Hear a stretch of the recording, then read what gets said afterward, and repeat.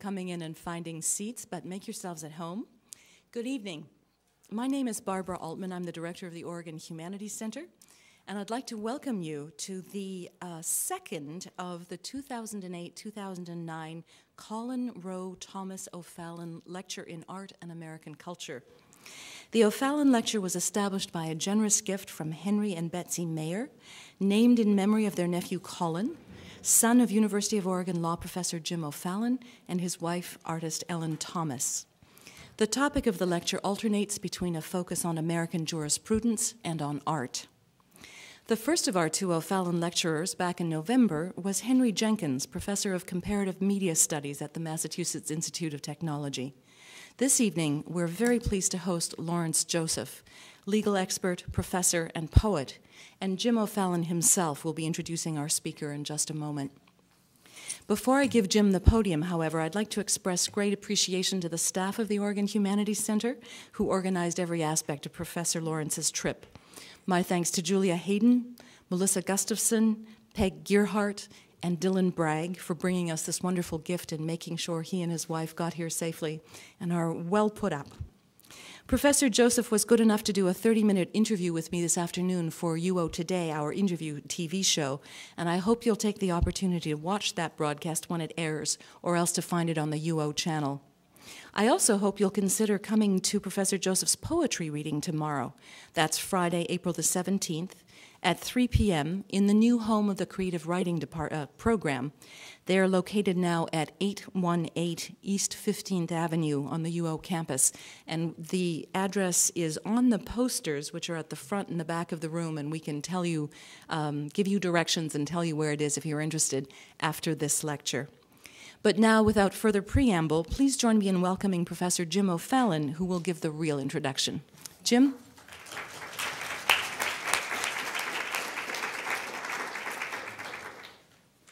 Thank you. When Larry and I talked a few weeks ago about how casual or informal or formal the lecture should be, I don't think we anticipated this level of informality. At least I didn't anticipate it, but I'm very pleased to see you here, and I'm particularly pleased to have my friend Larry here to give this lecture. Most of the people, we're now on the 22nd Colin lecture. Most of the people who have appeared are on one side or the other of the divide, the art in American culture or law in American culture. Larry clearly is on both sides of that divide as a leading artist in poetry and as a scholar of law. He is, I think in the terminology of an earlier time, a polymath. He started young. As an undergraduate at the University of Michigan, he won the Hopwood Award for poetry. And when he got started on, well, I guess he went from there to pick up a second MA at Cambridge, Magdalen College in writing.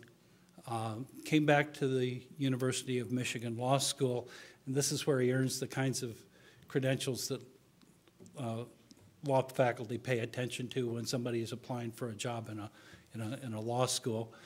Clerked for the well-known G. Menon Williams on the Michigan Supreme Court. And this was when I first got to know Larry. I was teaching at the University of Detroit, and he applied for a teaching job there. In the modern world, we are used to people coming into the teaching market with a significant body of scholarship already done. We've imposed that on the people who have come behind us. It was not the case when people of my generation went through this process. And interestingly enough, the main thing that Larry brought with him was a small sheaf of poetry. And after I read that, I went to my colleagues on the hiring committee and said, we've got to hire him. Because the mind that was evident in that poetry was special. And I think that you are going to get a taste of that specialness tonight.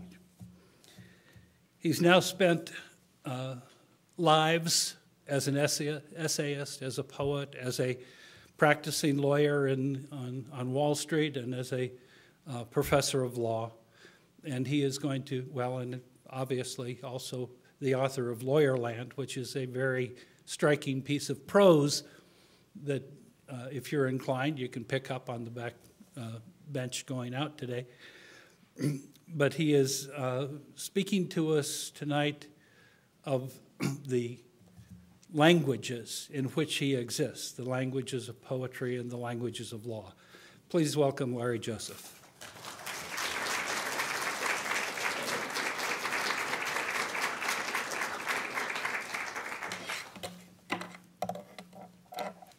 Thank you, Jim.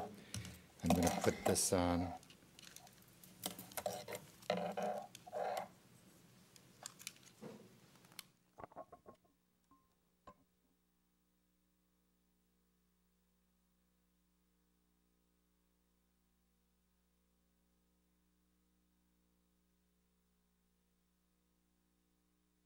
Can you hear me in the back okay? Let me know if you can't, and then we can play with this.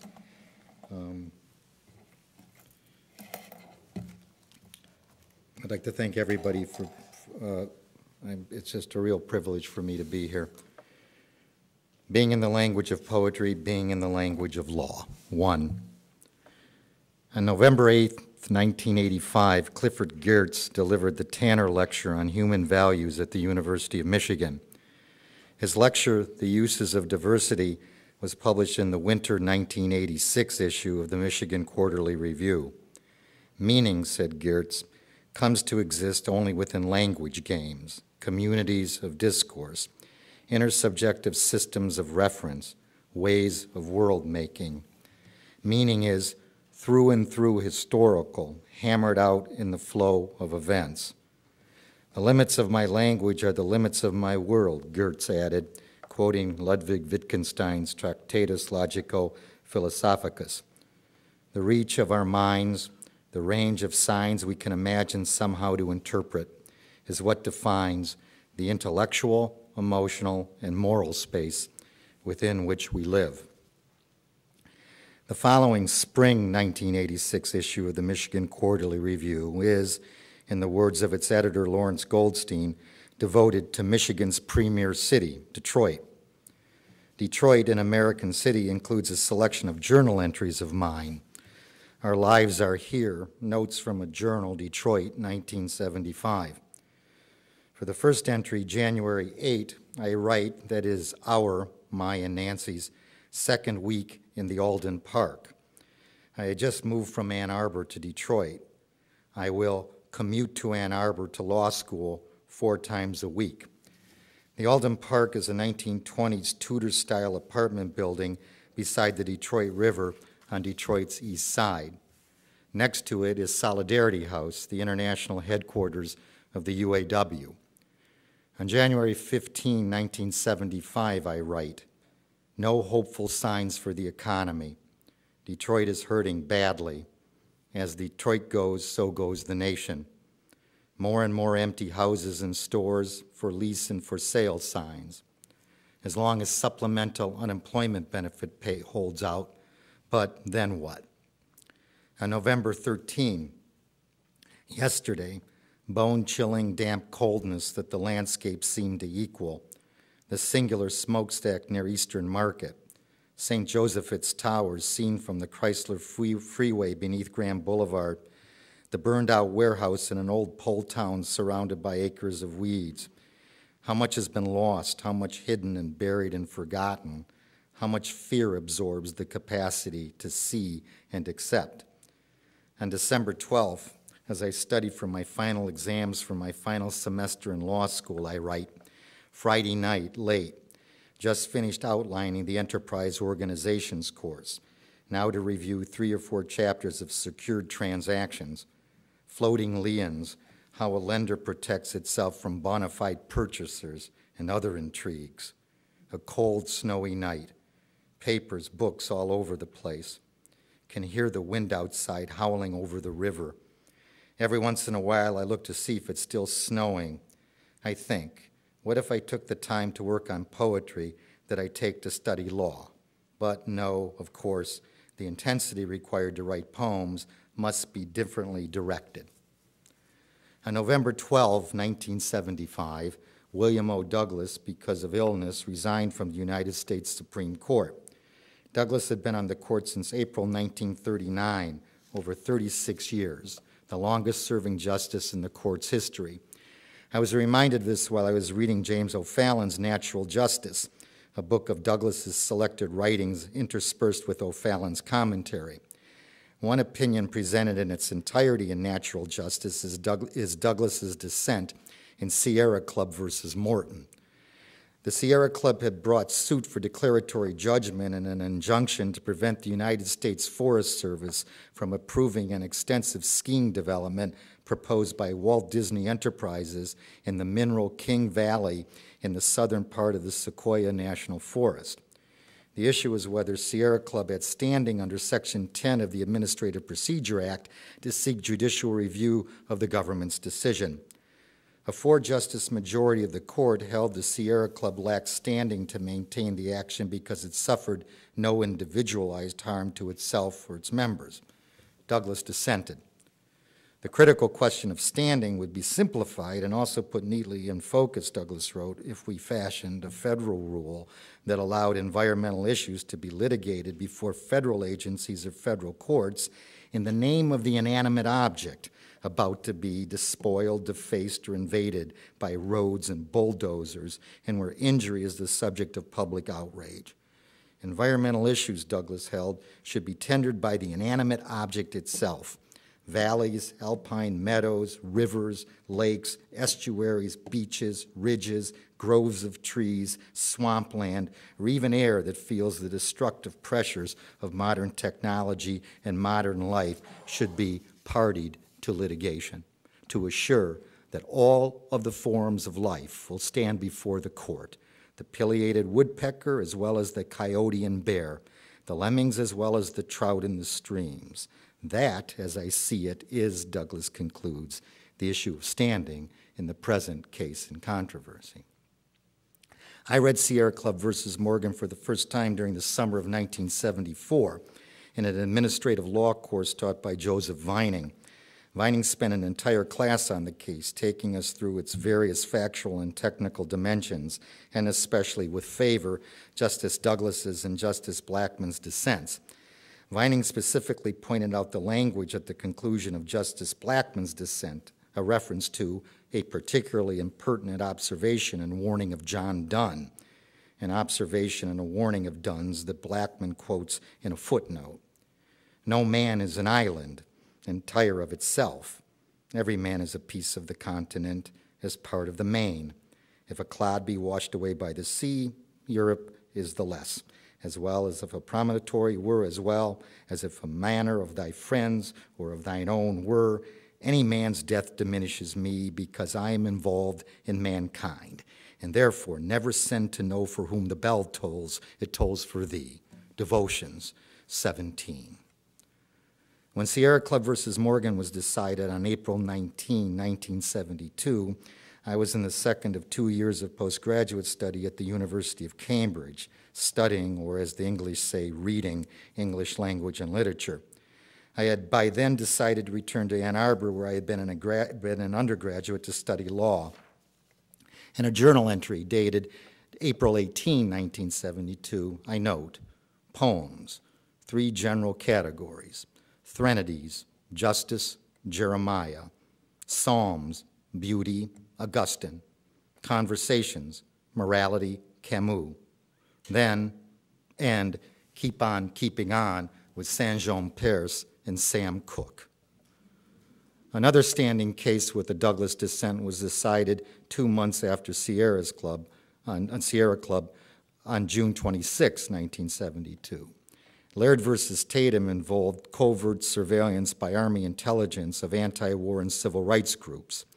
In early June 72, I took my examinations in Cambridge for Part 2 of the English tripos, and then spent most of the rest of that year in France, reading Albert Camus, Simone Weil, and René Char, writing often extensively in my journal. I returned to Detroit in December. During the winter and spring of '73, I worked at Chrysler's Lynch Road Assembly and Clairpoint factories in Detroit. In May, I moved to Ann Arbor and began law school, in Michigan law school parlance, a summer starter. I don't recall reading Laird versus Tatum during law school. I came upon the case in late 1990 during the buildup to the first Gulf War, when I looked at a series of Douglas's opinions dealing with the president's war-making powers. I have since then taught Laird every year in a law and interpretation seminar course. Detroit figures substantively in Laird. 10 U.S.C. Section 331 establishes the statutory conditions for the president to follow to call the armed forces into action whenever there is an insurrection in any state against its government. Pursuant to those provisions, Chief Justice Burger wrote in his opinion in Laird for a 5-member majority, President Johnson ordered federal troops to assist local authorities at the time of civil disorders in Detroit, Michigan, in the summer of 1967, and during the disturbance that followed the assassination of Dr. Martin Luther King. Prior to the Detroit disorders, Burger continued, the Army had a general contingency plan for providing assistance to local authorities, but the 1967 experience led the Army authorities to believe that more attention should be given to such preparatory planning. The Army's covert data gathering system, which came to light in an article in the January 1970 issue of the Washington Monthly, Burger went on, to have been established in connection with the development of more detailed and specific contingency planning designed to permit the Army, when called upon to assist local authorities, to be able to respond effectively with a minimum of force. Respondents in Laird specifically identified only in Douglas's dissenting opinion persons and groups of persons for whom allegedly the Army maintained files on their ideology, programs, memberships, and practices, included, said Douglas, virtually every activist political group in the country, including groups such as the Southern Christian Leadership Conference, Clergy and Laymen Against the War in Vietnam, the American Civil Liberties Union, Women's Strike for Peace, and the National Association for the Advancement of Colored People. The majority in Laird held that the mere existence of the Army's data gathering system did not chill respondents' First Amendment rights because there was no showing on the record of any objective harm or threat of specific future harm. Respondents accordingly failed to establish a justiciable controversy and lacked standing. In his dissent, Douglas first denounced the majority's implicit conclusion that the president has the authority to establish surveillance over the civilian population. If Congress, Douglas declared, had passed a law authorizing the armed services to establish surveillance over the civilian population, a most serious constitutional problem would be presented. There is, however, no law authorizing surveillance over civilians, which in this case the Pentagon conceitedly had undertaken. The question, said Douglas, is whether such authority may be implied. One can, he went on, search the Constitution in vain for any such authority. To the claim that the respondents have no standing to challenge the Army's surveillance of them and other members of the class they seek to represent, Douglas responds that it is too transparent for serious argument. To withholding standing to sue would in practical effect, he says, immunize from judicial scrutiny all surveillance activities regardless of their misuse and their deterrent effect. In May 1976, I began a 2-year clerkship with G. Menon Williams, who was at that point in his public career, in his 6th year as an Associate Justice of the Michigan Supreme Court. Williams, a Democrat, had served as governor of Michigan for 6 2-year terms from 1948 until 1960. In 1961, President Kennedy named him Assistant Secretary of State for African Affairs. In 1968, he was named ambassador to the Philippines. Williams was elected to the Michigan Supreme Court in 1970 and reelected in 1978. In 1983, he was named Chief Justice. He left the court on January 1, 1987, and then taught at the University of Detroit School of Law. He died the following year. The September 15, 1952 issue of Time magazine features Williams on its cover. At an undaunted 41 years old, the anonymous writer for Time wrote, Williams was running for his third two-year term as governor in a traditionally Republican state. Describing Williams' early career, the Time writer noted that in 1937, shortly after Williams graduated from the University of Michigan Law School, Michigan's red-headed Governor Frank Murphy, also a Michigan Law School graduate, summoned Williams to Lansing to be Assistant State Attorney General. When in 1939 Franklin Roosevelt named Murphy Attorney General of the United States, Murphy made Williams his executive assistant. After Williams served in the Navy, a lieutenant commander with 10 Pacific Battle Stars and a Legion of Merit, and was discharged in 1946, Murphy, then in his 6th year as an Associate Justice of the United States Supreme Court, helped get Williams appointed Deputy Director of the Office of Price Administration in Michigan. When his OPA position expired, Williams was named a member of the Michigan State Liquor Commission. Running for governor in 1948, Williams allied himself with the CIO's Political Action Committee, which was anchored by some 400,000 members of Walter Reuther's United Auto Workers in and around Detroit. In 1988, I was asked with others to write a tribute to Williams for the University of Detroit Law Review. Between the time that I completed my clerkship with Williams in 1978 and Nancy and I moved to New York City in 1981, I taught for 3 years at the University of Detroit School of Law. I had, by 1988, returned to full-time teaching at St. John's University School of Law in New York City. In Justice G. Menon Williams, a memoir, I write, he considered himself politically as an heir to the progressive tradition of his mentors, Frank Murphy and Franklin Roosevelt. Like them, he saw himself as a fighter for progress. I noted that a portrait of Williams, painted when he was governor, hung in his Supreme Court office on the 14th floor of the Lafayette Building in downtown Detroit.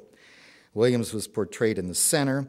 Above him on one side was an image of Franklin Roosevelt. Above him on the other side, an image of Frank Murphy. Speaking of Williams' accomplishments during his 28 years as governor of Michigan and justice of the Michigan Supreme Court, I noted that he fervently espoused an active government role in the protection of the state's wealth of land, air, and water resources. He publicly applauded Michigan's Environmental Protection Act, authored by University of Michigan Law School professor Joseph Sachs, for its unparalleled, far-reaching substantive provisions and its unprecedented provisions permitting individuals as private attorney generals to seek protective remedial action on the public's behalf. He endorsed the Act's express recognition of the public trust doctrine. He firmly believed that the state holds its natural resources in trust for the people. I began my clerkship for Williams working on two opinions, Bryce versus Ring Screw Works and Bingham versus American Screw Products Company. Williams would discuss with his clerks the direction that he wished a draft of an opinion to take and then give great leeway in the drafting process. If he was pleased with the clerk's draft, he would sometimes adopt it as his own, almost verbatim. Bryce was decided on November 23, 1976. The opening of Williams' majority opinion reads, "This case involves a suit by a discharged employee against his former employer for breach of a collective bargaining agreement. The employee exhausted the contractual grievance procedure. At each applicable step of the procedure, the employer denied the employee's grievance. Under the terms of the collective bargaining contract, the final decision on the merits of the employee's grievance was effectively recourse to a strike by his union. The union voted not to strike over his complaint. We are asked to decide whether the strike vote was the employee's sole and exclusive mode of legal redress, thereby precluding him from maintaining a breach of contract suit against his employer. The federal labor law on this question mandates the judicial review of a final decision on the merits of an aggrieved employee's complaint is barred unless the final step of the grievance procedure is inadequate to provide a procedurally fair decision. In this case, the final determination of the merits of the discharged employee's complaint was the strike vote by his fellow union members. The effect of this procedure is that the decision of whether an employee should be discharged from his employment is dependent on whether those judging the merits of his claim choose to imperil their own economic status. those desiring to rule in favor of the discharged employee would pay the price of giving up their own jobs.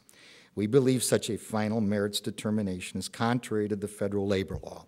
We hold, therefore, that such a final decision on the merits of the employee's grievance does not bar the employee from maintaining a breach of contract suit against his former employer.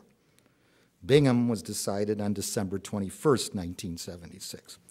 Up to the point of a detailed summary of the holding, Williams' majority opinion reads, "This complex unemployment compensation case involves the interpretation of interrelated provisions of Section 28, eligibility for benefits, and Section 29, disqualification for benefits, of the Michigan Employment Security Act.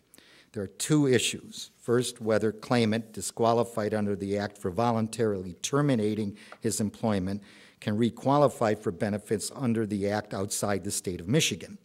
And second, whether claimant, after he moved home to Kentucky, was disqualified from receiving benefits for refusing the employer's offer of his former job, or whether claimant's rejection of this reemployment offer was with good cause because the offer was not an offer of suitable work due to the unreasonable distance between his Kentucky residence and the Michigan job offer.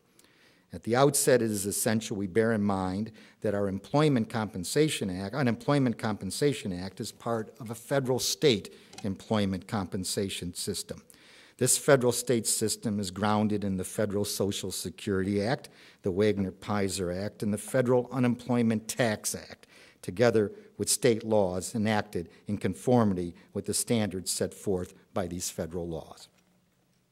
The professors who influenced me most in law school, St. Antoine, Vining, Sachs, Camazar, taught what Carl Llewellyn had the insight to see in 1931, that if there is the slightest doubt about the classification of the facts, though they be undisputed, the rule cannot decide the case.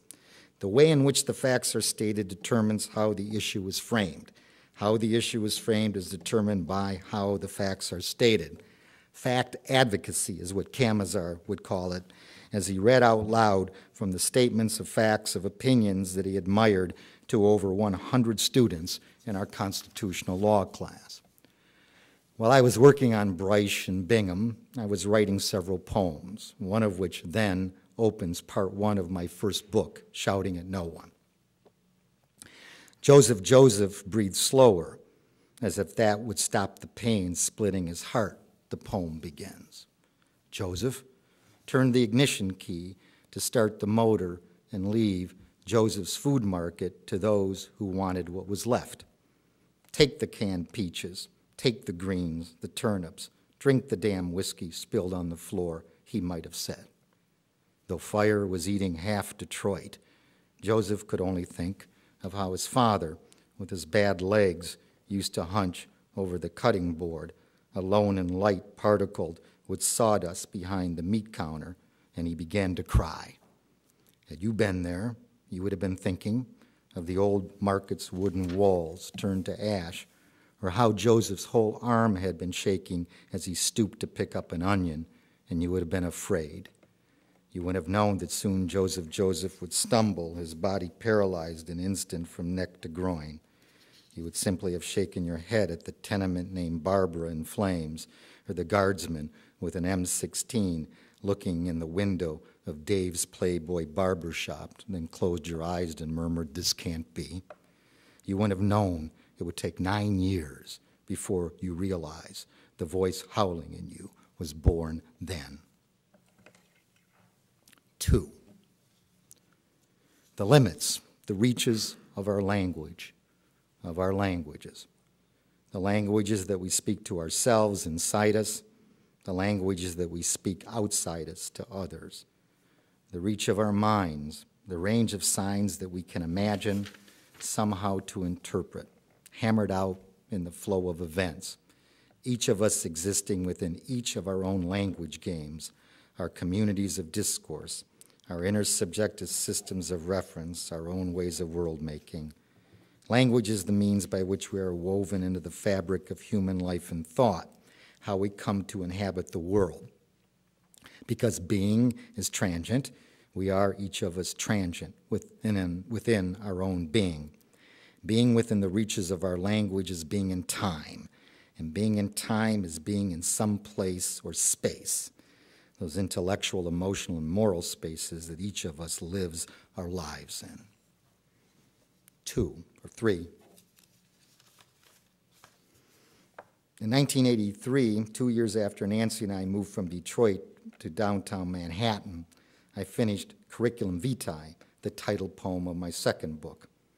The poem's closing 26 lines read, "Now years have passed since I came to the city of great fame. The same sun glows gray on 2 new rivers. Tears I want do not come. I remain many different people whose families populate half Detroit.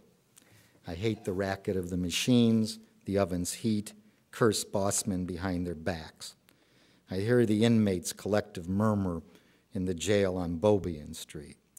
I hear myself say, what explains the Bank of Lebanon's liquidity? Think, I too will declare a doctrine upon whom the loss of language must fall, regardless whether Wallace Stevens understood senior indebtedness in Greenwich Village in 1906. One woman hears me in my sleep plead the confusions of my dream. I frequent the Café Dante, earn my memories, repay my moods. I am as good as my heart. I am as good as the unemployed who wait in long lines for money. From the summer of 1982 into 1983, I worked as a litigation associate at the law firm of Sherman and Sterling. Its office is located at 53 Wall Street, a block from the New York Stock Exchange. I worked on a case that appears in the Federal Reports in 1984 under the title In Re Flight Transportation Securities Litigation. The facts of the case can be found in the United States Circuit Court of Appeals 8th Circuit opinion written by Judge Arnold. Flight Transportation, a Minnesota corporation, provided air charter and other general aviation services. William Rubin was Flight Transportation's president, chairman of the board, and chief executive officer. In June 1982, Flight Transportation made 2 public offerings of securities, selling on June 3rd 715,000 shares of common stock, and on June 4, 25,000 securities units consisting of a debenture and a number of stock warrants. Drexel, Burnham, Lambert, and Mosley, Hallgarten, Easterbrook, and Whedon were the lead underwriters. On June 10 and June 14, Drexel and Mosley delivered certified checks totaling over $24 million to Flight Transportation in full payment for the 2 offerings. Flight Transportation deposited these checks in its account at a New Jersey bank.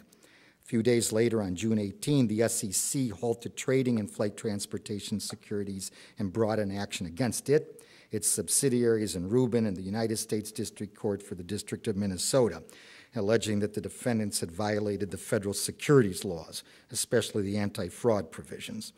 The district court entered a temporary restraining order and appointed a receiver.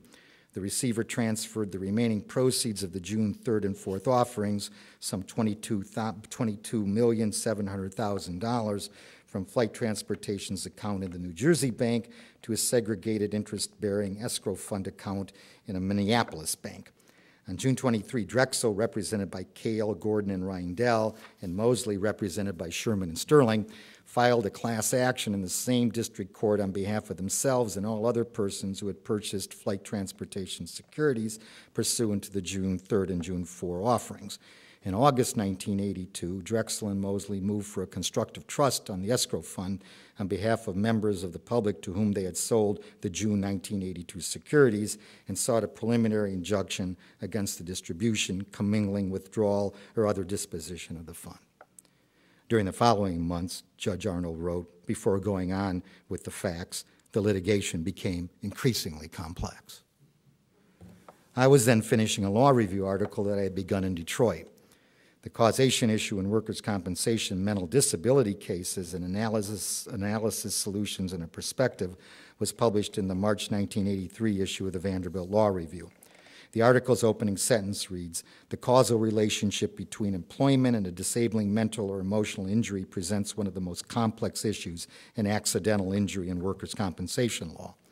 In the article's introduction, I write, The first purpose of this article is to explore comprehensively the technical and policy dimensions in workers' compensation mental disability cases. The second purpose is to clarify the distributive and jurisprudential considerations that courts and legislatures inevitably confront in their attempt to resolve the mental disability issue. A third, more general purpose is to provide a method of technical and policy analysis that applies not only to mental disabilities but also to other disabling diseases of unknown etiology, including cardiovascular and back-related disabilities, which contain essentially the same kind of technical, policy, administrative, and medical causation issues as mental disabilities. The article concludes, I write, with the perspective of a proposal for a legislatively created compensation system designed and structured to deal specifically with most of the technical and policy considerations in mental disability cases and cases that concern disabling diseases of unknown etiology, and provides the structure as well as the advantages and disadvantages of this proposed system. Around that same time, I was asked to contribute a poem to Ecstatic Occasions, Expedient Forms. 65 leading contemporary poets select and comment on their poems.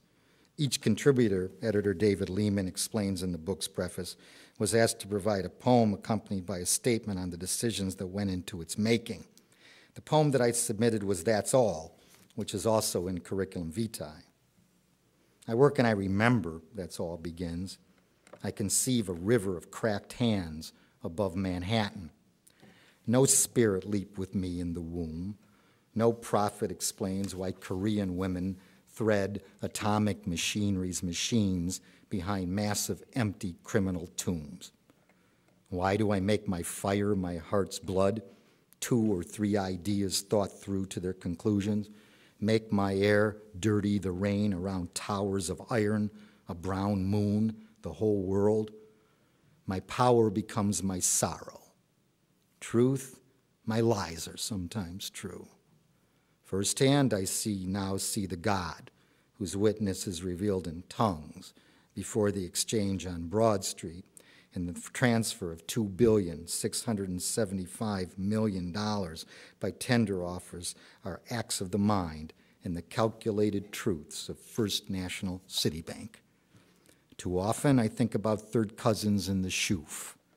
I also think about the fact that in 1926, after Céline visited the Ford Rouge foundry and wrote his treatise on the use of physically inferior production line workers, an officially categorized displaced person tied a handkerchief around his face to breathe the smells and the heat in a manner so as not to destroy his lungs and brain for 4 years until he was laid off. I don't meditate on hope and despair. I don't deny the court that rules my race is Jewish or Abyssinian. In good times, I transform myself into the sun's great weight. In bad times, I make myself like smoke on flat wastes. I don't know why I choose who I am. I work and I remember. That's all. My statement about the poem reads, I began That's All in late 1982, 2.5 years after I moved to New York City from Detroit. I wanted to write a poem that incorporated various aspects of both cities and of the Shuf Mountains in Lebanon, from which my grandfather emigrated and which was immersed at that time in fierce warfare. I wanted to make emblematic images of Detroit, New York, and Lebanon. Detroit as an expression of labor, New York City as an expression of finance capital, Lebanon as an expression of religion's violence. I also wanted to create a person, the I of the poem, who reacted to and was part of these worlds. 7 or so years later, on January 26, 1990, I wrote in my journal, Schuyler, His Secret. It contains Williams, Moore, Stevens, Bishop, and several aesthetic megawatts of the French avant-garde, a very smart talker. The following summer, I was asked by the editor of Poetry East to write on a book of poems that was important to me. The morning of the poem was written shortly after James Schuyler died on April 12, 1991. It appeared in Poetry East's summer 1992 praises issue. Although every poem he writes is spoken by a particular subjective self, I write, Schuyler's I is at the same time revealed as consubstantial and coextensive with the poem itself. The writing subject is not only dependent on language, but is also part of it, placed in the position of questioning its own and its language's status and function. The language of a Schuyler poem exists on at least two separate yet overlapping planes, one where language is used as a medium of communicating meaning, the other an aesthetic plane, where the language of the poem that embodies the speaker's self possesses an autonomous value. Schuyler's poetry, like collage, demonstrates a sharp demarcation between the imagination and an actual everyday life. The real world is engulfed in an aesthetic venture. During that time, I was asked with other writers to write a comment on the first Gulf War for the Hungry Mind Review. Make no mistake about it, I began War Afterthoughts. The Iraqi military state is barbarous, an affront to the dignity and inviolability of Arab life. But almost immediately after the Gulf War began on August 2, 1990, I wrote, the President of the United States utilized his enormous war powers to amass over 500,000 American troops, as well as hundreds of billions of dollars of armaments within 8 weeks. War on America's part was inevitably made. Socially, the president showed how efficiently the United States could collectivize militarily, although in other social realms, wealth distribution, medical care, sustenance for the aged, poor, and infirm, labor, the abject failure of the state to collectivize its powers remains manifest. Historically, the president reaffirmed that these United States have been effectively in a state of war since the late 1930s. After over a half century, the war state so profoundly permeates the American economy and consciousness that ours has become a society in which 90% of its populace appears to have no moral problems with elaborately abstract and media-controlled justifications for state-sanctioned violence. As for the moral implications, the violence committed by our armed forces in excess of that needed to dislodge the Iraqi army from Kuwait, and the disbalance between the amount of violence our armed forces unleashed and the values, political and moral, we purported to uphold, well, take a look, for example, at the recent cover of Newsweek. Without any irony, the lead domestic story is Violence Isn't Mainstream, scripted beneath another headline, Apocalypse in Iraq. Neither article imagines there might be possible connections with the other. The question of how much power our constitutional democracy should provide its executive and armed forces is not only one of the most crucial domestic political issues, it is among our most necessary moral issues too. The April 20th, 1992 issue of The Nation includes a review of mine of Adrienne Rich's book of poems, An Atlas of a Difficult World. Rich, I wrote, looks at herself and her subject matter hard, pushing out the complexities of human behavior through an I who is essentially functional, although at the same time personal and social. For Rich, the poet inside a wrecked society must will and imagine common language to get to human love, which is for her the central subject of any personal or social order. A poetry of ideological commitment must enter the heart and mind, become as real as one's body, as vital as life itself. That's what makes it poetry. This past February, I gave a talk in Chicago on Wallace Stevens. Most poets, even most critics, as well as the continuously growing readership of Stevens' poetry, think and speak of Stevens as a poet who also underwrote insurance, I said. But I said Stevens had nothing to do with underwriting insurance of any kind, nor was he involved in any of Hartford's business decisions. Stevens was a lawyer, Hartford's in-house counsel for handling surety bond claims. He was, in fact, a first-rate lawyer, considered, as one colleague put it, to be the dean of surety claims men in the whole country. In a talk, The Irrational Element in Poetry, which he presented at Harvard in 1936, at the age of 56, Stevens rhetorically asks, why does one write poetry? Because, Stevens says, one is impelled to do so by personal sensibility. A poet writes poetry because he's a poet, and he's not a poet because he is a poet, but because of his personal sensibility. What gives a man his personal sensibility, Stevens said, I don't know, and it does not matter because no one knows. Poets continue to be born, not made. On July 24, 1942, Stephen writes to Harvey Bright, "One is not a lawyer one minute and a poet the next. You said in your first letter something about a point at which I turned from being a lawyer to writing poetry. There never was any such point. I have always been intensely interested in poetry. No one could be more earnest about anything than I am about poetry, but this is not due to any event or exercise of the will. It is a natural development of an interest that always existed. Moreover, I don't have a separate mind for legal work and another one for writing poetry.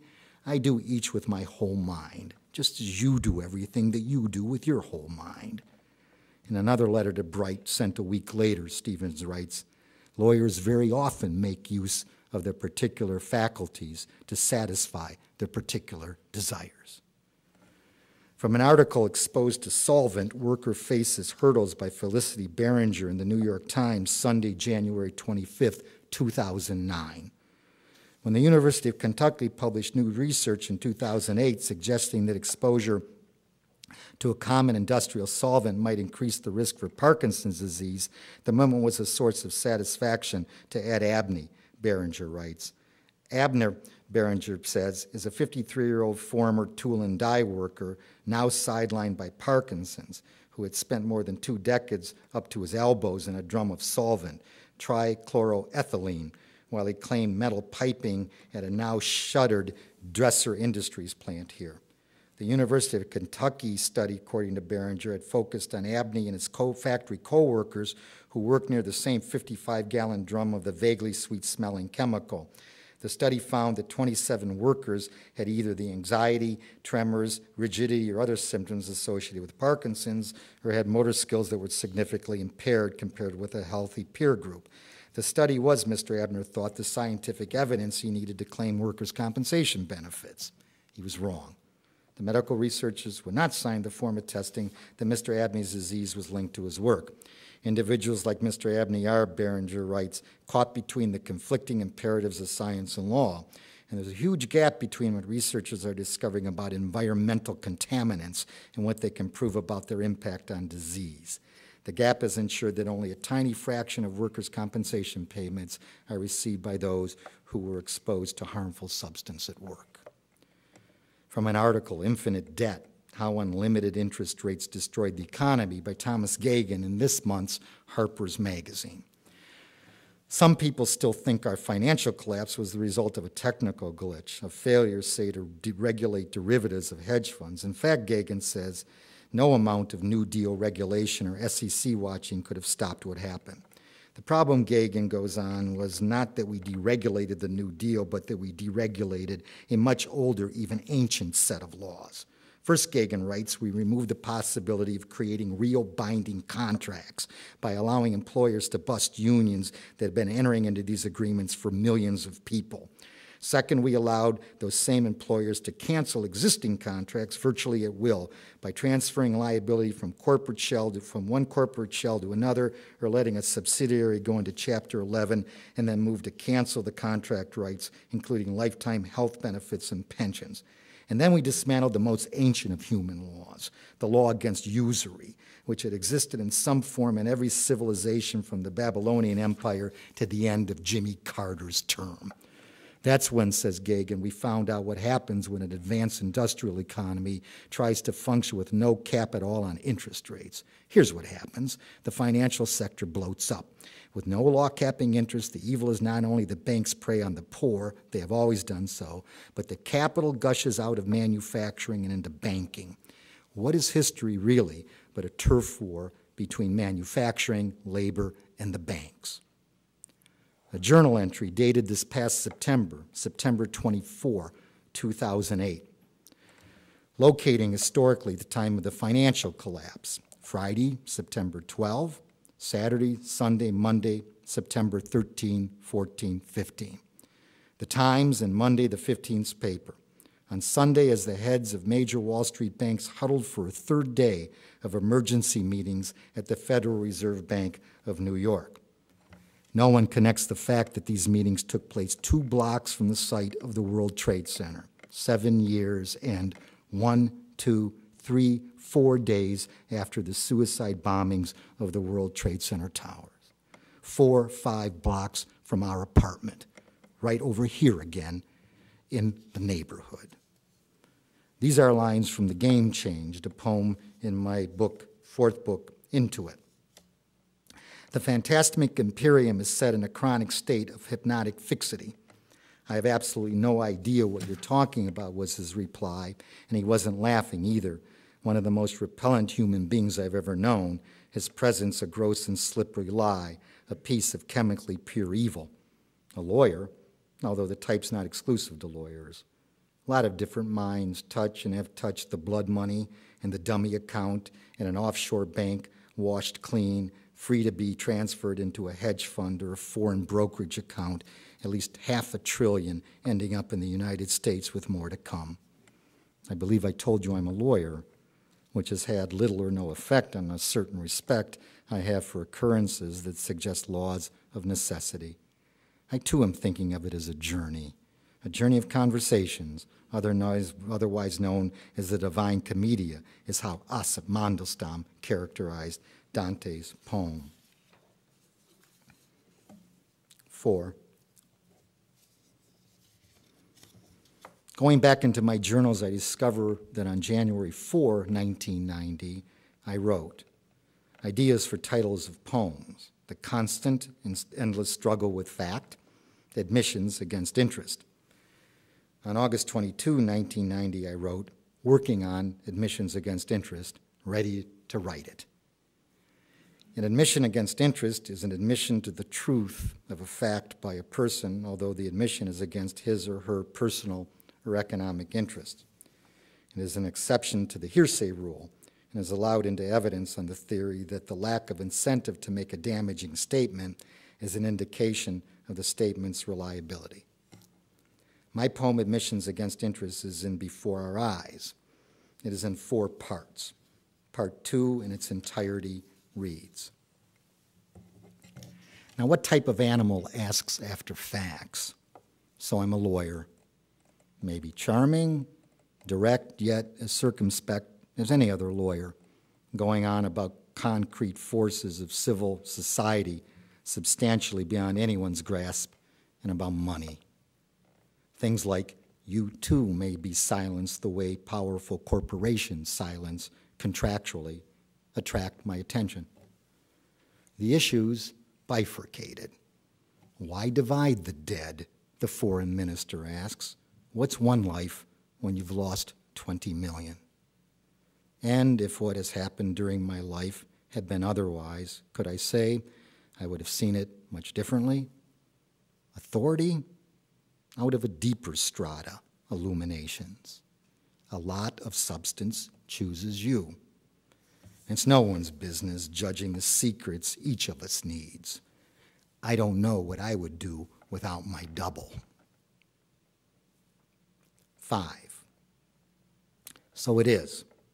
So it is like this, being in the language of poetry and being in the language of law. Thank you.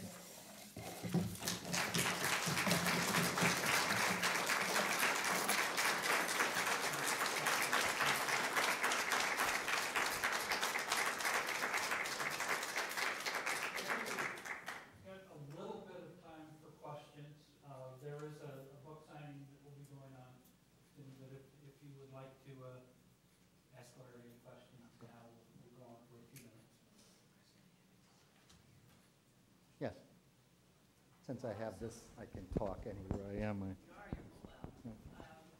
law is so interesting in that you have, at least in so many levels in which you're using words, whether it's the sort of jabbing, insightfulness of trials, or the oratory of opening and closing statements, and then all the incredible fact-driven areas of business and contract law. And yet, the poetry is so succinct in some ways.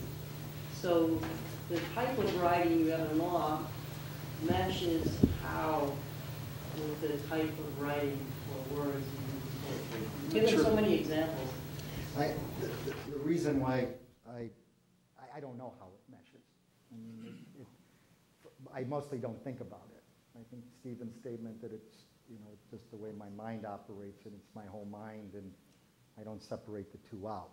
but clearly at times I focus on different types of language, but I don't think of it, in any kind of way. But when I do think about it, if I'm asked to think about it, and this gave me an occasion to think about it, and I've been thinking about how it meshes, is that there's certain periods of time when I'm obviously in all sorts of legal language, and also in all types of language, of imaginative language, either in writing poems or writing fiction or writing essays or whatever I'm writing, but essentially dealing with the language of poetry and as a poet. And this is going on constantly in my whole mind all day, every day. And so I could pick out anything at any time and go through this. And so part of this was just an effort to put different types of languages, and ultimately the thinking about how they mesh is going to be kind of the act of the mind of the poet. In other words, I'll compose that in some kind of way, because I think that's the only way to think about it. I mean, I've written on the differences between legal language and language poetry, but that has a certain type of interest in everything. But the actual living in both is something that, as I've done this now for a very long time, it was very interesting for me to try to focus on where this is. And so I went back into certain kinds of things. I mean, I could have said it maybe as a law professor, and I've done it for 28 years now. I think I was thinking about how many cases I've taught, and how many I've taught over and over again, how many little worlds of facts that I go into just day in and day out, and where that affects the other side of my imagination. And I probably could come up with things, but I mean, I think one common thing is an interest in both in the poetry, certainly in law is required, but in poetry, an interest in the way the world operates. I have a fortunate or unfortunate imagination for the social world. But I also have a fortunate or unfortunate imagination for the aesthetic realm. And the two in poetry are really that define for me the range of my poetry. Law is not an aesthetic adventure. It can be. There can be a great deal of it. The forming of things and the way in things which are stated is aesthetic, but it's not an aesthetic venture. It's a political venture, essentially. It's a venture that's rooted in society, and so the two overlap in that way. I don't know if that. No, thank you. Do you think the intuitive level of the poetry helps you to deal with the other element of the long side of things? I think sometimes. I think So sometimes. sometimes a personal meditation at one We're recording it, so people won't hear your question. The question was whether the intuitive side of poetry, or what's required to write poetry, and the way I write poetry, influences the way I think of as a lawyer. I actually write poetry very much the way I think a lawyer puts things together. I use files, I use notes, and I compose. The compositional side of it is what you learn if you write poems, and that's what you study. The compositional side of lawyers depends on what you're doing. And Stevens, again, said that lawyers can use the particular faculties to reach particular results. And so can poets. And you want to reach a certain kind of feeling in the poem and figure out how to do it. But you're imagining a feeling rather than imagining something else which you're imagining along. It's not a good idea to get too much imagining feeling if you're creating a legal text. I tend not to emote when I'm teaching, for example, because I don't consider the law primarily as a discipline that, where it does different things than try to produce an aesthetic object that contains emotion. So there I separate them, I think. I mean, there's obviously some overlap. And I teach, I don't practice. And Stevens was in-house counsel, and he ran his own office, and he shut the door all day, and he got very good at what he did. I mean, I had to wait till his 50s to get that kind of freedom. And, but he didn't litigate, he didn't try cases, he didn't do it. I think that would be almost impossible. I know I couldn't do it. Now with drive, with poetry in terms of interiorizing, too much exteriorization. Teaching you can control it somewhat. and Right, you but can't to the do it. extent of you as a person, I'm more curious if that intuitive side is helping you to deal with the fact that the other side is that separable, you know? So that maybe it's kind of an afterthought, you know, that it helps you to I see don't- things from a different light. I never think of it that way. There's where I move into the whole mind. Right. I never say to myself, oh, because I'm doing this poetry, that helps me think of what I'm doing here or wrong. I think a certain way of narration becomes important. I think the statement, what I talked about, the statement of facts and statement of issues, I think we can transfer that. So there's a forming dimension to it. And I think I can, and I like that kind of thinking. And I've always liked for people to think that way. There's a lot, the best of the legal theorists think that way. Something like Douglas was just, he just pinpoints it. He's writing this right, you know, longhand. He's writing it right off the top of his head. He was that good of a lawyer. And you find sentences by Douglas which are absolutely perfect. I mean, Laird versus Tatum anticipates the surveillance problem that we've had in the last 5 years of citizens. I mean, he saw the problem in 1972 in the dissent. And I had read that right around the time of the first Gulf War, and I was watching what the president was doing with the powers, the war-making powers. Once you send 500,000 troops to the Persian Gulf, you're going to go to war. And the president did that. Of course they do it. I mean, it wasn't. So, I mean, you know, what happens then to Congress? The president has not gone to seek a declaration of war since 1941 from Congress. These are problems, as we all know, have not gone away. So that becomes part of the and I write about war as a poet. Does Douglas's sense of Laird versus Tatum help me as a poet? Yeah, I'd say that. Just the sheer intellectual brilliance of it. Well, I think we should probably say thank you once again and head for the...